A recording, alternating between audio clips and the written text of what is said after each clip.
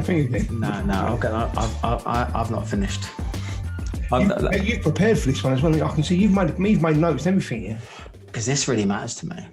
Because it's one of those things. What's the most important people? I'm not going to even ask you. The most important people in any business are billing managers.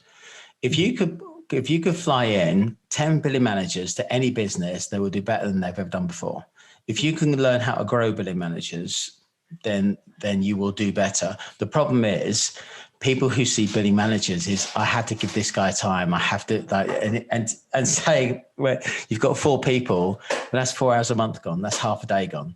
Right? You've only got so much time in the day. Yeah. Can I tell you a story? Of course you can. There's a guy called Warwick Stacey who I love dearly. And once upon a time, I just lost my shit in an office. And there was an office full of maybe 200 people. And I said, Warwick, you're supposed to be better. And he said, fuck off, Goldsmith. It's like you're telling me to be taller. Tell me how, you twat. Okay, his words weren't quite as kind, but he was in front of loads of people, and I went, okay, I get that. So rather than me just say, be better, be better, be better, which is the blunt instrument that most people use, we had to work out, and I had to learn very quickly that actually me asking people to be better was never going to change. Me asking them to be taller was never going to be a change, but me actually understanding where he was going, what he was doing, how he was doing it, what was wrong, made so much more sense that at that point, when we were doing hour-long MBRs, and do you know what I've never done in my life, right? And if you want to know the absolute truth, I can't pretend to care about other people for that long, right? That's it. I can't. All I want to do is, we've got a goal to go towards. You're part of this journey for me. I'm hoping that you can understand where your strengths and weaknesses are, what you're doing, and learn from that P&L. Because if you can understand for yourself where you need to be better and be part of that journey and come to me with a fix, then there's no glass ceilings for you. You can go all the way, my son. If I need to still go to people and say, you're supposed to be better, and they go, I know. I said, but you're not doing it. I know. Shall I open the door? I'll go, right? Because I've got no time for those people. No, you're right there, but you know what, mate? We need to be better. We need to be better as leaders.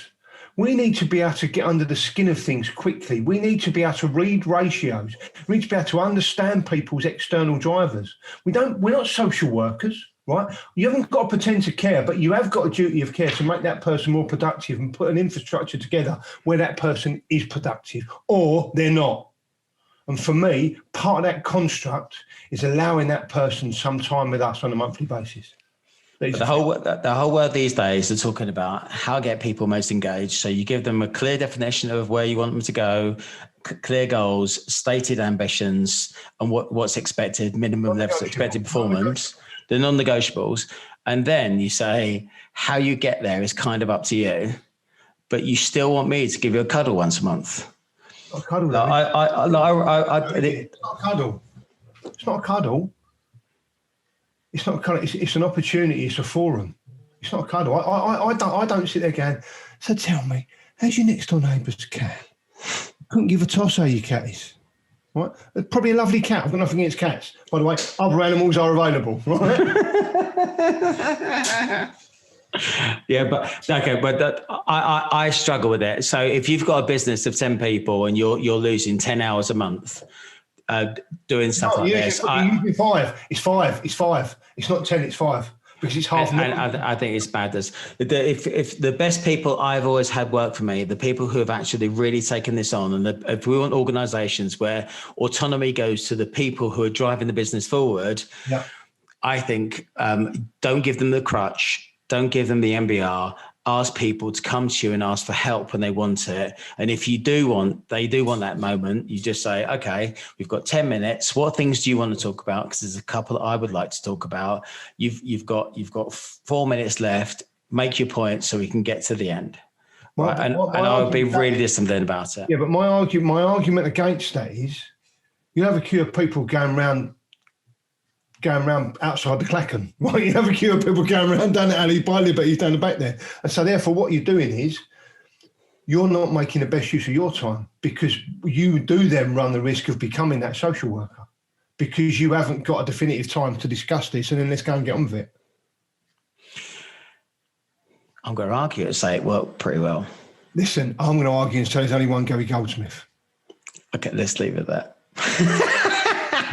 Oh, hang on, we know a song about that. There's only one. Right, do you know what? Whatever you choose to do with your people, make sure you understand that most people in sales, their veneer is only cosmetically thin. Understand what their drivers are, what their ambitions are, what works for them, and give them your time. But I would be touching Trevor pretty much every day to understand what's making him work, and hoping that by being a really decent leader, I've got his heart's mind and he's going to absolutely work his tits off for me. Yeah. If you've got people who are unengaged and that monthly MBR is all they live for, if you can't change your people, during the month. We're doing something during the month. If you can't change your people, change your people. And if your MBRs are shit, don't do them. What just don't do them? Cheers, Trev. Let's go. Bye, mate.